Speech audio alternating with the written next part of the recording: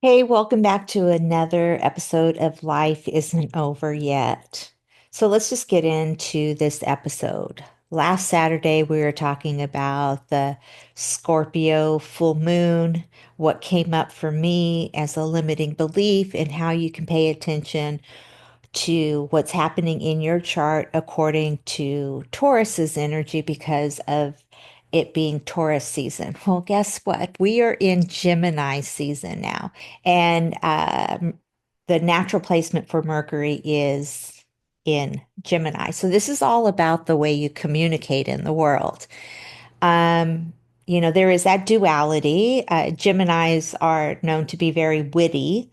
They are also, in my last episode, I was talking about how I have Gemini in the fifth house, which is it's like you're this butterfly. So you sample things. Geminis love to follow trends because they like to sample things. It can get very expensive for a Gemini because they've always want to switch things up.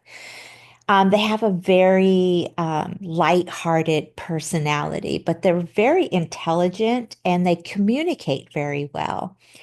And that's where storytelling comes in. And that's why I like to share, as my Gemini fifth house, that's why I like to do a little bit of storytelling and share with you what comes up for me during um, transits. But not only that, when I share these stories, I hope for you to see yourself in them, whatever limiting belief is coming up. And one of the limiting beliefs I'd like to talk about today is the belief that you have to stick to one thing because we are multifaceted beings. And you might have a mission in life, you might have a purpose in life. But I truly believe that your purpose, your mission doesn't show up until you're in your third act, where you're working on your legacy project, what you're going to leave behind when you're no longer here. Um, and your mission can be just being yourself, like shining, just being in your light and inspiring others. It doesn't have to be, when I say mission and purpose, they intertwine because it's something that gets you out of bed every day because it's purpose driven. And I talk about that on my website. I talk about the three P's, and the three P's are priority, purpose, and perception. Because when you make yourself a priority, you say yes to yourself first, and you fill your cup up first. And it also has to do with the inner work because you need to understand if there's any limitations that are coming up from you showing up as your authentic self. Because we've had so much programming, we've had so many constructs tell us who we are and how we should be. And all of that is being uncovered right now. We're seeing it coming up to the surface with Pluto being in Aquarius because Aquarius is all about individualism and being a rebel and not conforming. And with Pluto there, it's like anything that you've been conforming to is going to pop up so that you can break away from that because it's holding you back to living your most authentic life. And your authentic life is going to be totally different from somebody else's. Someone's measure of success is different than your purpose or your mission, right? It's like I said, it purpose driven is what gets you out of bed every morning. And your career is something that you do and it changes all the time because we're multifaceted beings. So I have done a lot of different jobs, but they are not who I am. It just happens to be how I earn my money. Okay. But there has to be that joy aspect. If you caught my last episode, I was talking about the difference between joy and enjoy. And a few episodes before that, I was talking about health and wealth, and they're both having to do with well being. It is not well doing. Earning money is just a byproduct of your well-being. So anytime you are out of alignment and there is resistance there, it's harder for it to flow. And let me just tell you, with my Saturn return, Saturn, oh, thank goodness. I feel like I can breathe right now because is of, um, Saturn is out of Pisces right now, which is where I happen to have Saturn in my natal chart, which is your Saturn return. And Saturn's energy, although um, it moves you out of your comfort zone, it can be so structured and what's that? It just creates a lot of resistance until you learn the lesson kind of thing. Um, because it is your father energy.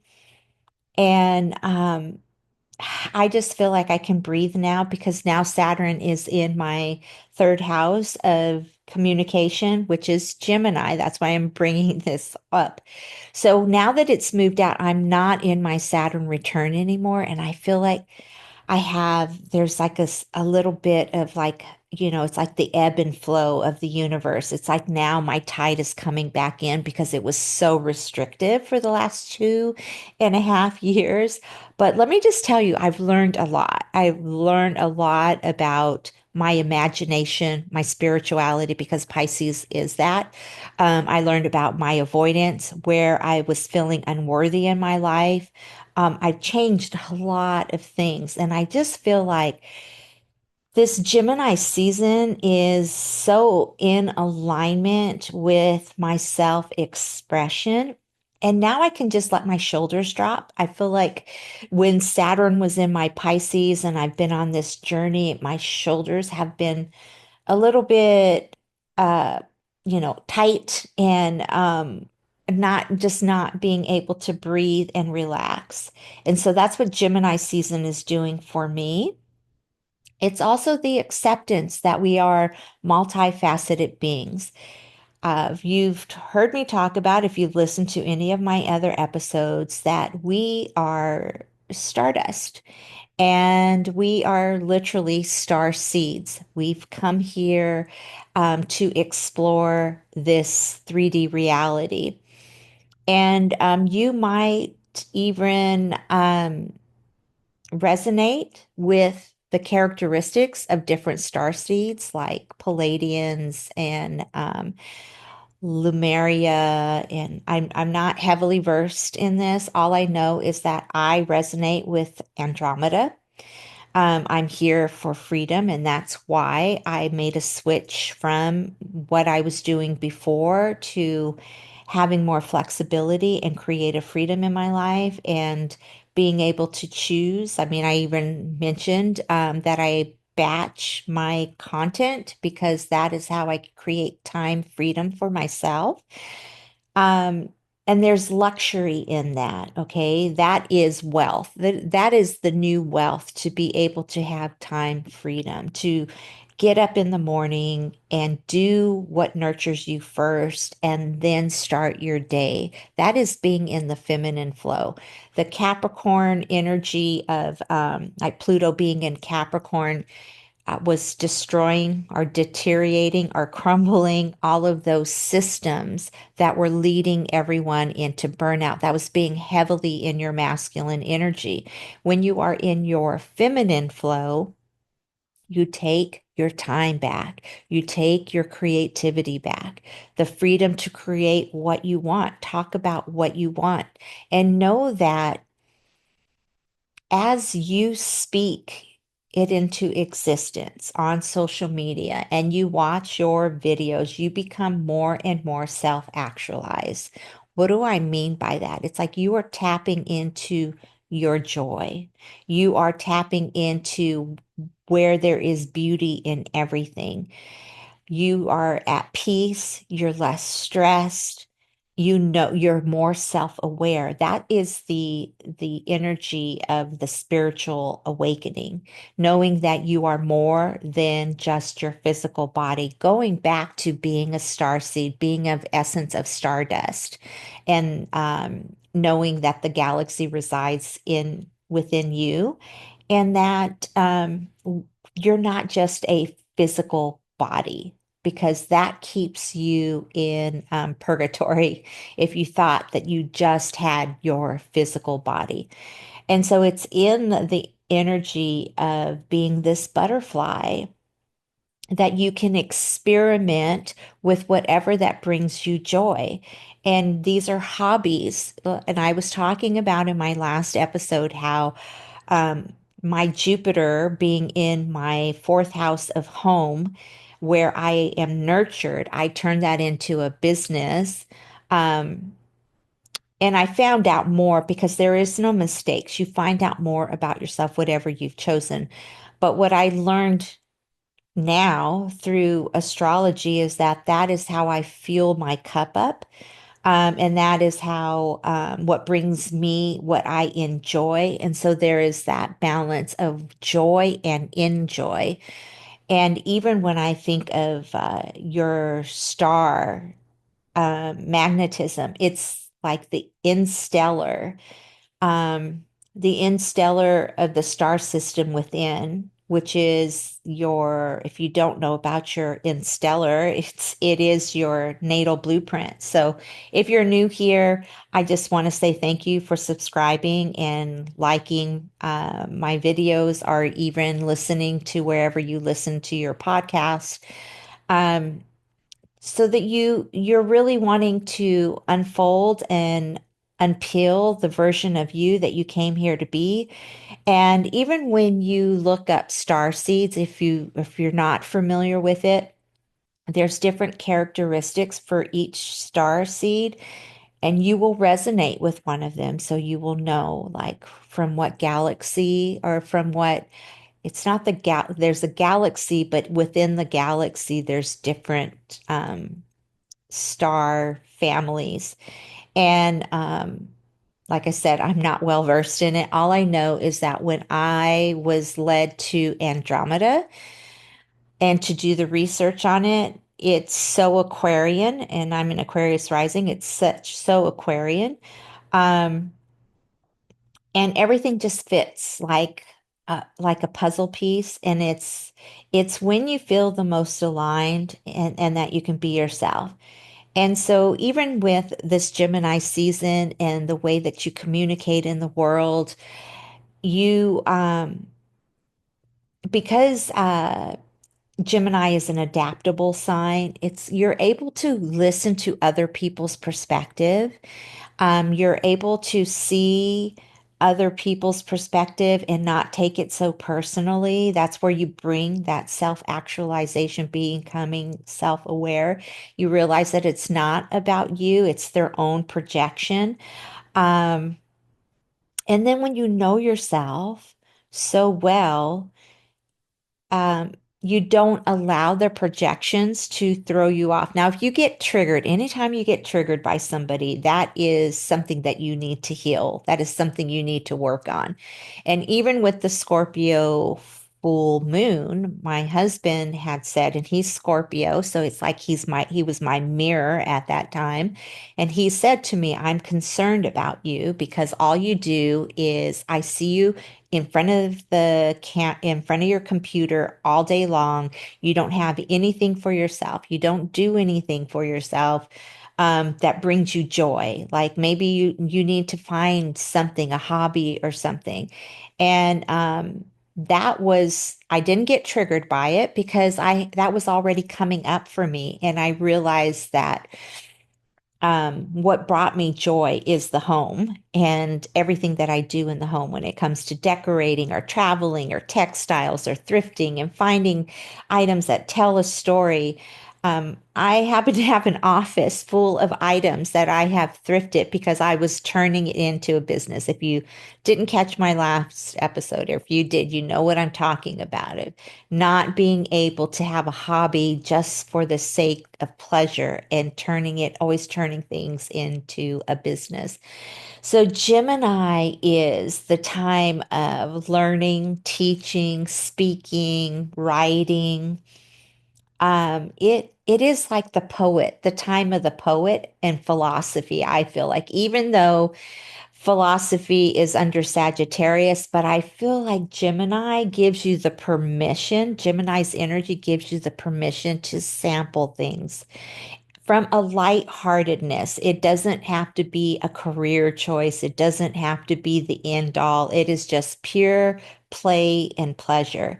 And because we have the moon in this, the new moon, we've been talking about, if you caught my episodes, first of all, I'm going to go through this really briefly for you because we need to hit home with this. Because you are feminine energy and your menstrual cycle links up to the moon phases, you should 1001%, you should be working with the moon phases for your manifestations because you are synced up to the moon's feminine energy. If you are not, you're going to feel burnout. You're going to feel like you're pushing against the current. And so this gives you a fresh perspective.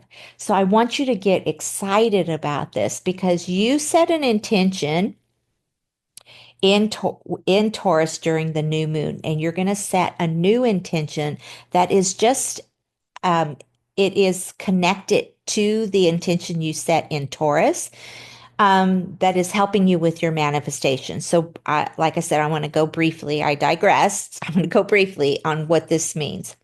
During a new moon, you are going to feel the energy of the zodiac sign. That zodiac sign happens to be Gemini, and I just went over the characteristics and personality traits of a Gemini. And the moon's energy is inward. It's your feelings, it's your emotions, okay? You're going to set an intention, whether it's around how you communicate, what lights you up when you communicate, what you want to write, what you want to express in the world with communication. That's going to come up for you. New moons are like planting a seed, okay? 2 weeks after the new moon, we are in a waxing energy.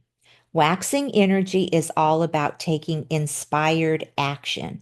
And the moon changes every 2.5 days, which changes the nuance of the moon. So after your new moon in Gemini, 2.5 days later, the moon is going to move. But when it moves, when the moon moves, the nuance changes, the characteristic changes, but you're still taking inspired action. So in the waxing energy, it's inspired action. So that's a 2 week span. But in the middle of those 2 weeks, we have a first quarter moon. And the first quarter moon is for you to take a bird's eye view of whatever you're manifesting, whatever you're working on, whatever area in your chart that you have this Gemini energy. It's to look at what you need to add and what you need to take away. It is where this just popped up. I want to share this with you. Is I learned that when it comes to stocks, they use the moon phases for manipulation, first and last quarter moons, to raise and decline stocks so that you buy, sell, sell. That's just something I learned. Manipulation everywhere at its finest, right? But going back to the moon phases. So you have that first quarter, you can check in with it, see what's growing, what's not working, what you need to add, what you need to let go of. And then the following week, you're going to take more inspired action during the waxing energy. This time it's a waxing gibbous. Before it was a waxing crescent. So things just aren't, you're taking inspired action, but you're still getting clarity and momentum, gaining momentum. After that first quarter, you receive a little more clarity. So then you gain more momentum. So the waxing moon becomes a gibbous moon. It's getting larger, that you're still taking inspired action. Then we have a full moon, and the full moon is the brightest. So either your abundance is coming in or it's shining a light on any limitations, procrastination, sabotaging behaviors according to that sign it's under. And it's shining a light on what you need to work on. What is is there any limiting beliefs, any sabotaging? efforts, procrastination, all of that's going to come up. And then when it goes into the waning energy is it starts with the waning gibbous. So it's like you'll feel very emotional around this time because whatever didn't transpire for you that you've been working to, all of those emotions are going to come up. You're going to want to go inward. You're going to want to rest, relax, nurture yourself. Um, and then just take a moment for reprieve and then get into your creative zone, get into your feminine energy, into your receptive mode. And that's it. It's going to come up. It's going to be, heightened during the gibbous waning energy. Then you're going to have the last quarter moon. And the last quarter moon is you becoming aware of what isn't serving you that you need to release. Okay. And that is the time that you're letting go. You could be decluttering your house, cleaning out your closet, changing your image, like whatever the zodiac sign is that's underneath that was under the full moon. You can check it out in your chart, and that's going to be coming up for you. And then the waning crescent comes after the fourth quarter. So it's like your emotions, you've cleaned that out, and so now you're starting to feel at peace more, and you're feeling a sense of well-being. And then another new moon comes. So that is the cycle of the moon phases in a nutshell. Now, with Gemini's communication, it is the way that you're going to want to show up differently. We are in the age of technology. We are in the era of the divine feminine rising. Divine feminine rising is more flow, more more of a fluidity that feels like a slower pace and just stopping to literally smell the roses. Um, when I think of European countries, they have their siestas, they have their time where they close up shop and they have a long period of rest. They take naps, they enjoy their meals, take long lunches, and really nurture their soul before they go back to the grind.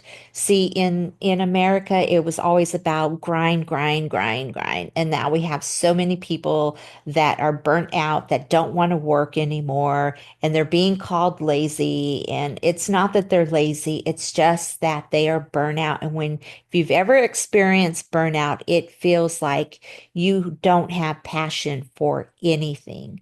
You don't want to get up. Nothing excites you. Nothing brings you joy until you start feeding yourself and nurturing yourself and exploring again and learning new things and sampling different hobbies and seeing this is Gemini's energy, you guys. And so it's like sampling all of these little things that bring up uh, wake you back up again. It's like this metamorphosis energy coming through, and it's a newer version of you because we're multifaceted beings.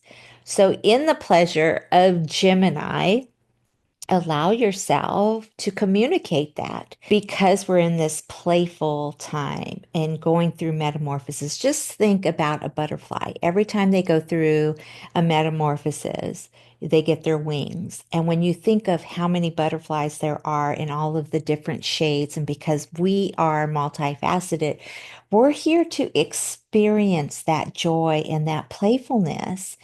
And it is through learning new things and experimenting with different modalities and different materials.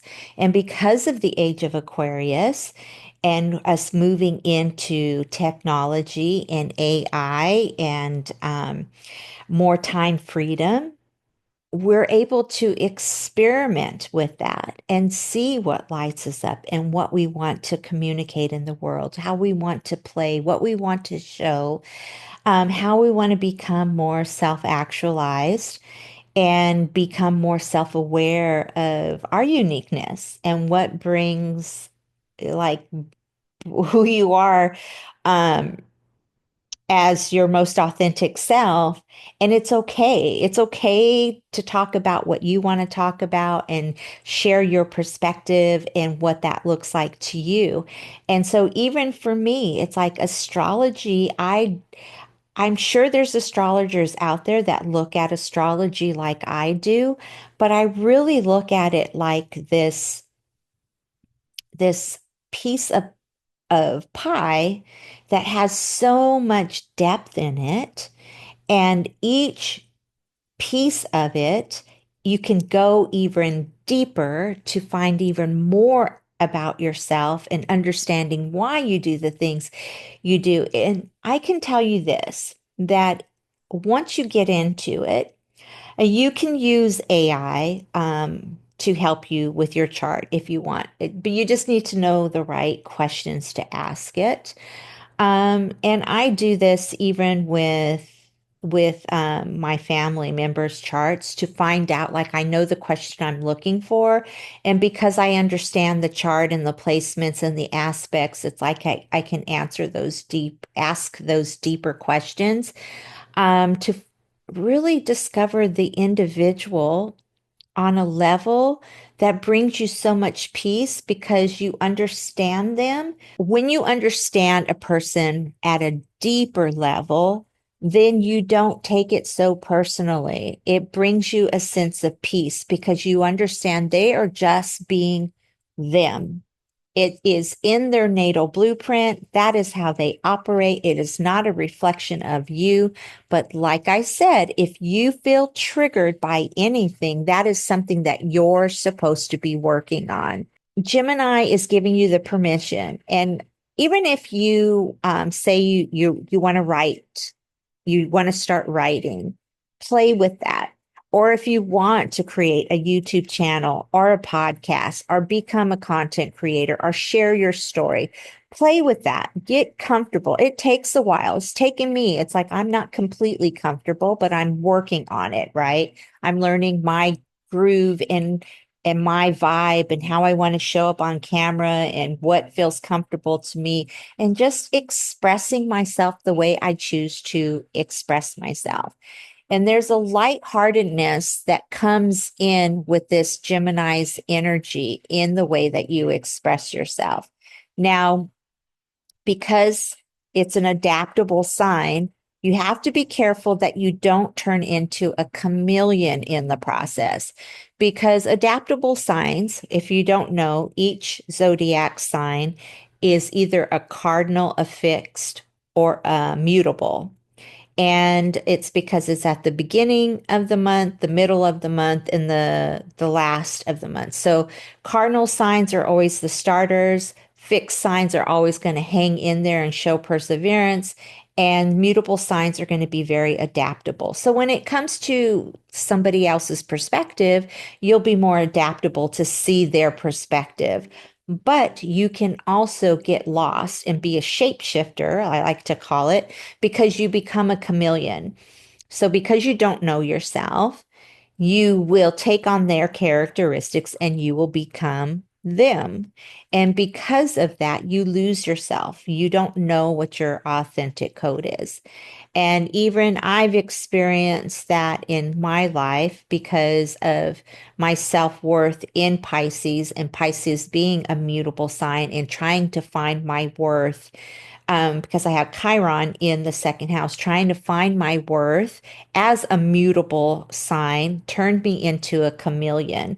And so I was everything. I mean, I fit into groups. I changed. I morphed into them and I didn't have my own self identity. And so that's why learning your natal chart and understanding you is so important. And I know that there's a lot to this. And so I try to break it down in a practical sense that that can be more a, what's the word I'm looking for? More not attainable, but you can consume it more easily. And because of that, it's like things click and it changes your perspective. So be careful with this Gemini energy that you don't get lost in the sauce, is what I'm saying. It's like be adaptable, but then also know who you are. I do have a mini master class. It's very inexpensive and it's just it's a beginning to understand like why you're a stardust, why you're a star seed, or you're a star, I should say, and that you're made from stardust. But then I go into the well-being of each zodiac sign where I say in alignment or out of alignment, or you're healthy or non-healthy. Version of yourself, because we have them, we're human. And understanding your big three, which is your sun, moon, and rising sign, and your Venus placement. That's where you can start so you can step into becoming a high value woman. And in my course, I talk about like what are the red flags of, giving your power away. And if you don't know where to begin, I do have a free quiz where you take a quiz to see if you are out of alignment, if you are still being a people pleaser and you're not in your high value woman area. You can find that on my website. You can find the link down below. And in that process, I will share with you 10 things that you need to stop doing right now so that you can become a high value woman. And that I'll put that link below. I'll also put the link for Discover Your Avatar in case you're interested in taking that. If you click the link, you'll go to the very first video for the module so you can kind of see what I'm covering. It's the introduction part if you're interested in that. And then I do have a book and I have a journal that I've self-published and that's available on Amazon. I will put the links down below. And if you're enjoying these conversations, please hit the thumbs up or the heart or whatever, um, and hit the subscribe button. And I will see you on the next episode.